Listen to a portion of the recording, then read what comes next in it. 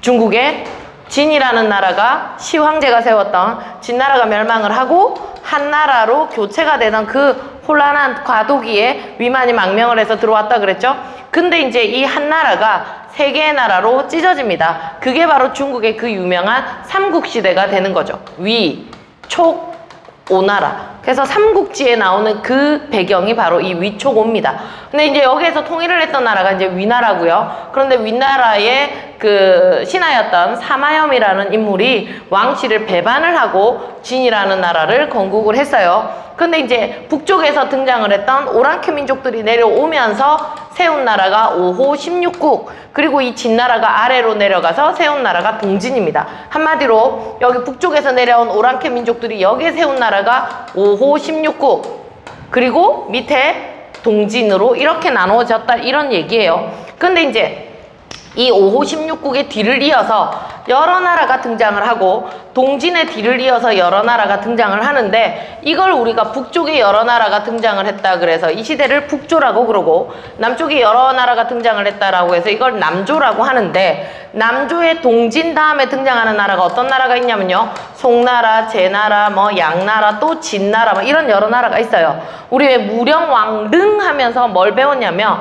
무령왕릉의 그 무덤의 구조가 굴식 벽돌 무덤인데, 그 벽돌 무덤은 우리나라 스타일이 아니라 그랬죠? 중국 남조의 양나라 양식이라고 그렇게 배웠어요. 거기서 등장하는 양나라가 바로 이 나라입니다. 중국 남조의 양이라는 나라. 그런데 이제 지금 이제 이런 혼란한 여러 나라, 이런 과도기에 이걸 통일하면서 등장한 나라가 바로 중국의 수나라란 말이에요. 그래서 그때 당시 우리나라의 삼국시대에서 신라가 한강을 차지를 했던 그 6세기 말에서 7세기 초 주변 상황에서는 어떤 나라가 중국에 등장을 하냐면 이 수나라가 등장을 하는 거예요. 그러니까 이 수나라가 얼마나 강력한 왕권을 바탕으로 등장을 했겠습니까? 그 혼란한 북조와 남조를 전체 아울러서 통일을 하면서 등장을 했으니까. 근데 이제 수나라 다음에 등장하는 나라는 이제 당나라가 이렇게 나올 거예요. 그래서 여기에서는 이제 수나라로 갑니다. 수나라, 그리고 곧 이어서 당나라. 이게 이제 그때 당시 주변 상황인데, 보시다시피 신라랑 백제는 한강을 신라가 차지하는 과정에서 앞서 말씀드린 성왕이 전사를 했어요. 무슨 전투에서 전사했어요? 관산성 전투에서 전사를 했죠. 그러니까 신라와 백제는 이제부터 철천지 원수지간이 된 거예요. 그러면 이제 이 백제는 신라를 견제를 하기 위해서 누구랑 손을 잡냐면 위에 있는 고구려랑 이렇게 손을 잡습니다.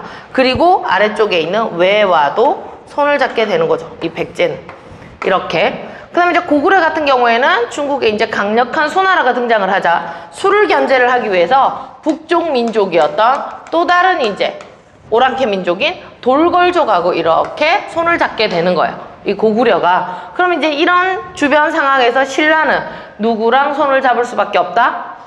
그렇죠. 수당과 손을 잡는 거죠. 이렇게 손을 잡는 거죠. 그래서 우리가 이 시대를 무슨 시대라고 하냐면, 일단 주변 상황이 여기 있는 가운데 딱 십자 모양처럼 되어 있다 그래서 이때의 대외관계를 십자 외교라고도 하고요. 또는 동서 세력과 남북 세력 간의 대립이다, 이렇게 이제 봅니다. 그러니까 여러분들 거기 있는 지도에는 요렇게 적어서 그림을 그려주시면 돼요. 항상 이런 지도를 볼 때는 한강유역을 표시를 하는 게 제일 중요한데, 한강유역은 여러분 그 지도에서 왼쪽 편에 제일 옆구리가 쏙 들어가 있는 부분 있죠? 왼쪽에 있는 지도 중에서, 그러니까 우리나라 한반도 지도에서 왼쪽에서 봤을 때 옆구리가 제일 쏙 들어가 있는 그쪽에 아마 중간 지점에 한강을 그리시면 우리나라 이제 위치입니다. 한강. 자, 그러면 이제 이런 상황에서 십자 외교의 관계로 유지되고 있던 이런 이제 삼국시대에 이제 드디어 수나라가 등장을 하면서 우리나라 고구려를 침략을 해서 들어오게 되는 거죠.